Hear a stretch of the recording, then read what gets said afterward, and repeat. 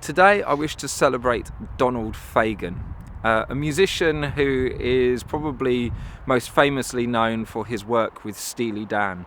I actually became familiar with the work of Donald Fagan when I was still a boy. My parents had a copy of The Night Fly. I think it was actually given to them as a free gift by a hi-fi shop, because it wasn't in the original artwork, and it was probably given like a test record to test your system with once you got home. It was, I suppose, at that time seen as being very middle of the road and something that everyone could appreciate.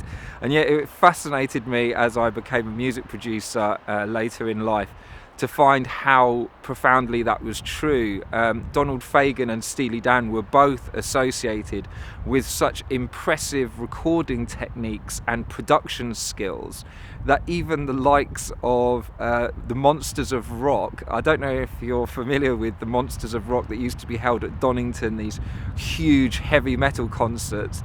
Apparently the sound engineer for those events would famously test the rig by playing the Night Fly before bands would come out to absolutely rip the hell out of those sound systems.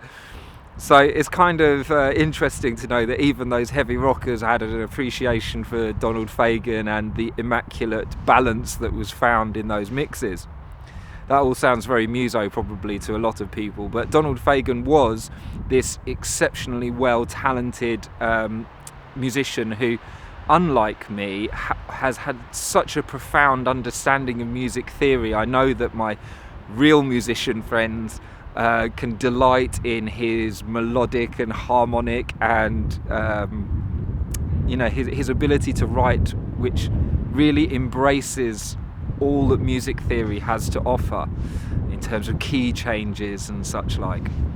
So he's this exemplary musician who also has a very canny way about him. As I understand it, he suffered or suffers, I'm not sure, for many years from a kind of agoraphobia, not really wanting to be out in crowds or with other people, and yet he has performed live for many years, and his ability to bring together groups of musicians, like impeccable musicians, to create these beautiful recordings in studio contexts is absolutely indisputable.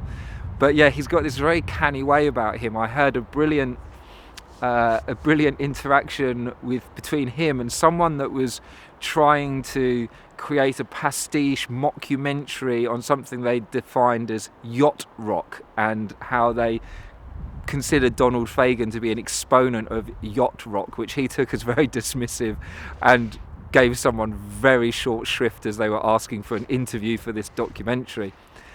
He's obviously got a very strong sense of self. The humour and the writing that I've found in his work I've really appreciated, and although I'm far from someone who actually knows the entirety of the Donald Fagan back catalogue, I'm far from knowing all the Steely Dan stuff. I've got other friends that are much more familiar with their work, and even still I have such a deep appreciation for his work, for his musicality, for his humour, and for what he's actually taught me and many other people in terms of balancing sound and music production.